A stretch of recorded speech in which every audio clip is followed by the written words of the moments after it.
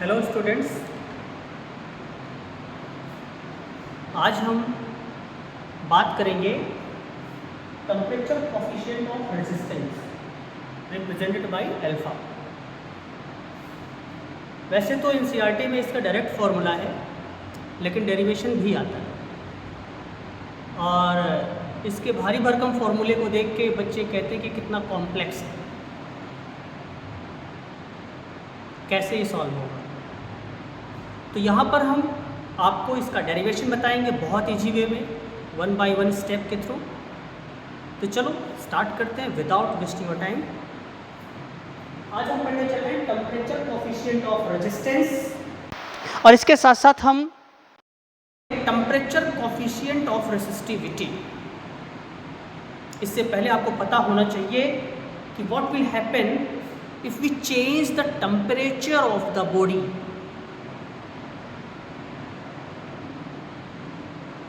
अगर हम किसी बॉडी का टेम्परेचर चेंज करते हैं तो क्या क्या हैपनिंग्स होती हैं इन terms of resistance and resistivity. Resistivity पे क्या इफेक्ट जाएगा, रेजिस्टेंस पे क्या इफेक्ट जाएगा, ये आपको पता होना चाहिए। अगर हम किसी बॉडी का टेम्परेचर चेंज करते हैं तो रेजिस्टेंस भी चेंज होगा, और अगर किसी बॉडी का टेम्परेचर चेंज करते हैं तो रेसिस्टिविटी पे क्या इफेक्ट होगा वो आप हमें कमेंट करके बताएं। ठीक, चलो बिना टाइम वेस्ट करते हुए यहाँ पे स्टार्ट करते हैं इसको अच्छे से। मान लिया कोई तार है और उस तार का इनिशियल टेम्परेचर T है और उसका टेम्परेचर बढ़ा के हमने क्या कर दिया T प्लस dt। ऑब्वियसली तार है, उसका टेम्परेचर चेंज होगा, रेजिस्टेंस पे भी इफेक्ट जाएगा। तो रेजिस्टेंस इनिशियल उस बॉडी का R0 है और आफ्टर सम टाइम चेंज हुआ है वो R0 प्लस dr है। बाय एक्सपेरिमेंटली ये देखा गया कि जो dr है ना वो डायरेक्टली प्रोपोर्शनल है dt के। ऑब्वियसली टेम्परेचर चेंज करोगे रेजिस्टेंस चेंज होगा, लेकिन कैसा चेंज, डिक्रीज या इंक्रीज? डायरेक्टली प्रोपोर्शनल है भाई। if we increase the temperature of the body, so that time resistance also will be increased. If we decrease the temperature of the body, so that time resistance also will be decreased. Got it? Okay, अब यहां पर देखो जो ये D R है ना, ये देखा गया डायरेक्टली प्रोपोर्शनल है R नॉट के भी। D r directly proportional d d r directly proportional है R नॉट। दोनों को सॉल्व करेंगे तो हमें क्या मिलेगा, d r is equal to एक कांस्टेंट आएगा, उसको हम बोलते हैं अल्फा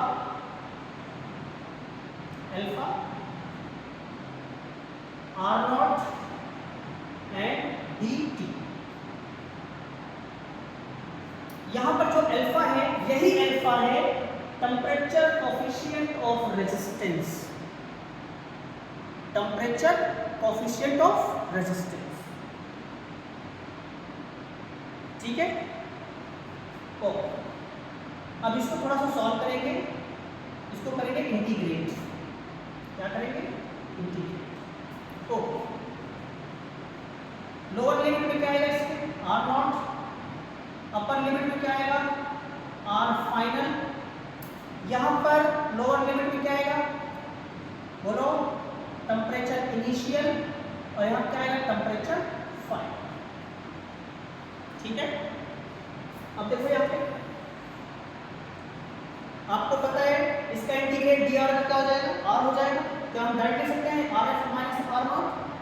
बोलो, क्या हम यहाँ पे लिख सकते हैं direct RF minus R naught, upper limit minus lower limit is equal to, अब आप यहाँ पर देखो ये दोनों ही कांस्टेंट में बाहर हो जाएंगे, बचेगा dt, और dt का इंटीग्रेट क्या होगा, t होगा। और उसकी लिमिट क्या है, उसकी लिमिट है TF, sorry TI to TF। ये अपर लिमिट है, लोअर लिमिट है।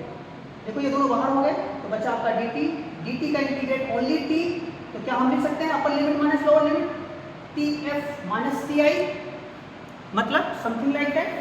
देखो ये हमने अल्फा बाहर ले लिया, R0 भी हमने बाहर ले लिया, ब्रैकेट में क्या बचा हमारे पास, TF माइनस TI। बोलो ये तो बचा। अच्छा अब इस R0 को उधर ले जाएंगे तो कुछ ऐसा हो जाएगा क्या, RF is equal to R0 negative है पॉजिटिव हो जाएगा, प्लस अल्फा R0 ब्रैकेट में TF minus TI। Change in temperature है, इसको डेल्टा T भी लिख सकती हूँ, डेल्टा T, इसको चेंज इन टेम्परेचर। ओके तो क्या हम यहां से देखो R0 कॉमन ले लेंगे तो हमारे पास क्या बचेगा, RF is equal to R0 1 plus alpha, ठीक है, और ब्रैकेट में आपके पास क्या बच गया, डेल्टा T, डेल्टा T, ठीक है। ओके ठीक है।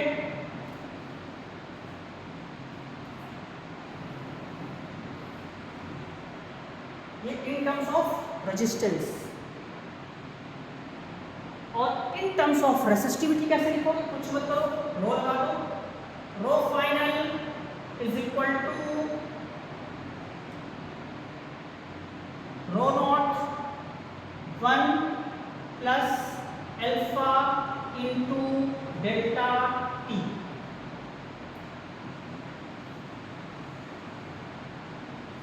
ठीक है, ठीक है, ये in terms of resistance, in terms of resistivity. ठीक है, अब हमें ये भी फॉर्मूला कभी कभार पूछा जाता है, लेकिन मोस्टली जो फॉर्मूला पूछा जाता है वो अल्फा पूछा जाता है, अल्फा के टर्म्स में। तो चलो हम अल्फा के टर्म्स में भी इस फॉर्मूले को लिखेंगे। ठीक, अगर हमें अल्फा निकालना हो इन टर्म्स ऑफ रेजिस्टेंस तो कैसे निकालेंगे, कुछ मत करो, अल्फा निकालो इज इक्वल टू क्या हो जाएगा, R final minus R initial upon में R initial into delta T, into delta in terms of resistance. यहां पर जो ये अल्फा है रेजिस्टेंस के टर्म्स में कंसीडर किया गया, तो ये अल्फा क्या कहलाएगा, temperature coefficient of resistance, temperature coefficient of resistance. Okay, अगर रेसिस्टिविटी के टर्म्स में अगर ये फॉर्मूला लिखा हो तो जैसे देख लो, रेसिस्टिविटी का भी वही होगा, कॉमा करके मैं लगा देता हूं यहां पे, alpha is equal to rho final minus rho initial upon में rho initial into delta T। कुछ मत करो यार, अगर रेजिस्टेंस का फॉर्मूला आपने निकाल लिया तो जहां जहां पर रेजिस्टेंस लिखा है वहां पर रेसिस्टिविटी लिख दो। इनिशियल रेजिस्टेंस की जगह इनिशियल रेसिस्टिविटी, फाइनल रेजिस्टेंस की जगह फाइनल रेसिस्टिविटी, खत्म, बाकी सब एग्जैक्ट। ओके, अब ये अल्फा क्या कहलाएगा, अब ये अल्फा कहलाएगा टेम्परेचर कोफिशिएंट ऑफ रेसिस्टिविटी। क्यों, क्योंकि यहाँ पर रेसिस्टिविटी का फॉर्मूला है। अच्छा, यहाँ पर क्या है, रेजिस्टेंस है, तो इसका अल्फा क्या कहलाएगा, temperature coefficient of resistance. What is this, temperature coefficient of resistivity. What is this, temperature coefficient of resistance. ऐसा क्यों हो रहा है, क्योंकि यहाँ पे रेसिस्टिविटी हमने लिया है, यहाँ पे रेजिस्टेंस लिया है, खत्म। Got it, got it. Okay, अब इसकी एसआई यूनिट क्या होती है, इसकी जो यूनिट होती है किसकी, अल्फा की, टेम्परेचर कोफिशिएंट ऑफ रेजिस्टेंस या रेसिस्टिविटी, मतलब अल्फा की जो यूनिट होती है, यूनिट ऑफ अल्फा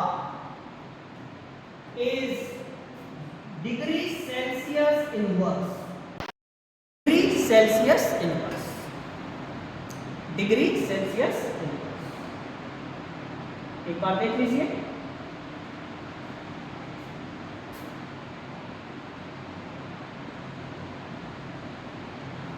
ठीक है, समझ आ गया होगा।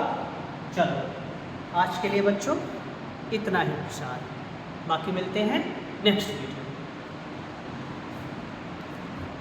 और हाँ, अगर आपको किसी भी टॉपिक से रिलेटेड डाउट है तो आप कमेंट कर सकते हैं, तो मैं उसका वीडियो बना दूँगा। Okay bye.